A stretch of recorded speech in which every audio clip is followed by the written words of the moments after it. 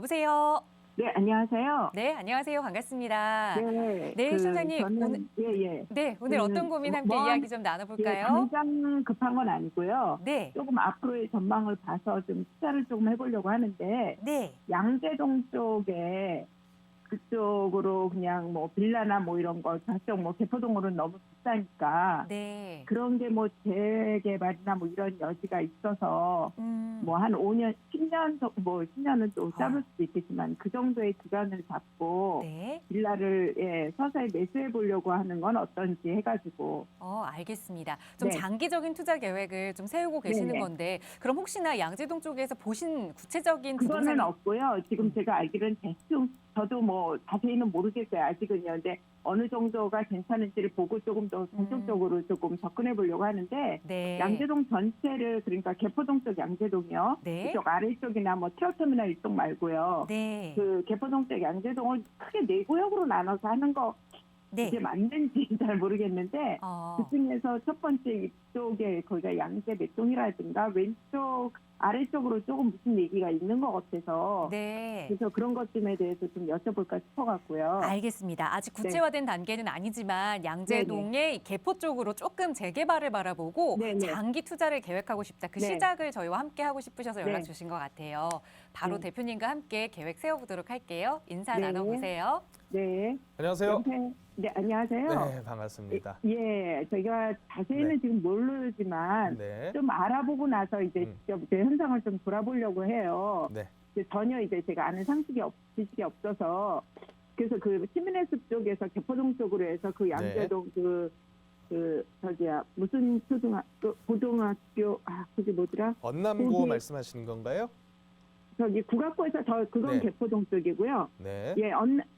그쪽으로 크게 네 구역으로 나눠서 이게 진행이 되는지 자, 거기에서 좋습니다. 서남 시청자님, 쪽으로 제 말씀 한번 들어보실래요? 네, 제가 시청자님 말뜻은 충분히 알아들었으니까 네. 답변을 한번 드려볼게요. 네, 일단 지금 시청자님께서는 재개발 예정지 투자를 하고 싶어 하는 겁니다. 네.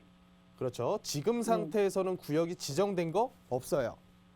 네. 구역이 뭐 4개로 나뉘어졌다? 그거는 네. 나름대로 그 추진계를 짜가지고 이런 식으로 묶어가지고 우리 주민들끼리 한번 추진을 해서 요새 이런 거 많지 않습니까?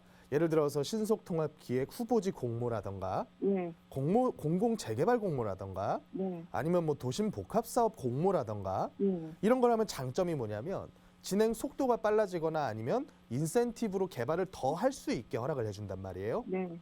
그러니까 이런 식으로 우리가 이득 가는 쪽으로 한번 추진을 해보자라는 정도 수준일 거예요. 근데 여기뿐만 아니라 전 서울에 있는 모든 저밀도 지구가 그런 식으로 추진을 하고 있거든요. 네, 그럼 우리는 뭘 봐야 되냐면 과연 이게 이런 식으로 진행이 될 가능성이 있는 어느 정도의 노후도도 충족됐으면서 동의율도 좀 네. 나오는 그런 지구인가를 또 봐야 될 거고 네, 또 이게 단기간에 안 되는 거 시청자님도 아시죠? 네, 작년 연말 그러니까 지난주에 신속통합기획이랑 도심복합사업 후보지 선정을 드디어 했어요. 예, 근데 여기서 많이 기대했던 지역들 많이들 다 빠져버렸단 말이에요. 예, 예, 그러니까 이게 한 번 넣는다고 되는 게 아니란 얘기예요. 예, 예, 그러니까 세월을 거쳐서 1년이고 2년이고 3년이고 3차, 4차, 5차 공모할 때마다 넣으면서 기다리더라도 요 구역 내에서 더 이상 난개발 같은 형태로 쪼개질 단독주택이 조금은 적어야겠죠. 네. 그래야 유리할 거 아닙니까? 예를 들어서 제가 어디 말씀을 드리냐면 이쪽 개포에서 동쪽으로 쭉 더 가면 일원동이 나옵니다. 네, 알고 알아요. 계시죠? 좀 들었어요. 일원동 가보시면 대청마을이라는 데가 네, 있어요. 예, 알아요. 예, 예, 대청마을이라는 동네는 어떠냐면 1종 주거지역하고 2종 주거지역이 섞여 있는 지역이에요. 네, 1종 일반 주거지역 비중이 굉장히 높단 말이에요. 예, 근데 그 지역에서는 종상향을 해야지만 아파트를 지을 수 있는 땅이에요. 예, 그래서 이걸 가지고 도심복합사업 후보지로 신청하고 또 신통기획 후보지로 신청하고 했는데 이게 이슈가 들어가다 보니까 거기 있는 단독주택들이 다 막 다세대로 쪼개지고 있단 말이에요. 네, 그래 버리면 이제 그걸 지켜보는 시나 국토부 입장에서는 어떻겠어요? 야, 얘를 이런 식으로 난개발되고 있는데 구역 지정해 주는 게 맞나? 이런 생각이 또 들 거 아닙니까? 네, 그래서 이런저런 점들을 감안하면 제 머릿속에 있는 생각은 뭐냐면 그렇다면 이미 다 쪼개질 만큼 쪼개진 상태가 10년 이상 진행이 된 경우라면 그게 더 유리하겠다는 생각이 드는 거예요. 예를 들어 단독주택이 이제 몇 채 안 남아 있어. 근데 이미 10년 전, 20년 전에 다 쪼개져서 다세대 지분으로 바뀐 상태에서 현재 거래되는 가격들을 보니까 지분가가 되게 얌전한 동네들이 있단 말이에요. 예를 들어서 양재동에 있더라도 혹은 서초구 내에 있더라도 다른 사람들의 이목을 집중시키는 지역보다 지분가가 반 아니면 3분의 2 요 정도밖에 안 되는 지역들이 또 있어요. 소규모로. 그러면 그런 지역들을 2억 전후 금액을 전세 끼고 사는 투자는 저는 괜찮다고 봐요. 근데 지역적으로 보면 요쪽 일대의 시민의 숲에서 아까 말씀하신 언남고 일대 요쪽 네네. 일대가 지구 단위로 지금 묶여 있단 말이에요. 제 기억으로는 여기가 지구 단위 2종으로 지금 묶여 있는 상태여서 당장에 뭐 아파트를 추진했다가는 뭐 큰 사업성은 안 나와요. 근데 지금 상태에서 지분가가 대충 보면 한 8천대 갈 거란 말이에요. 평당 다세대 지분 같은 게.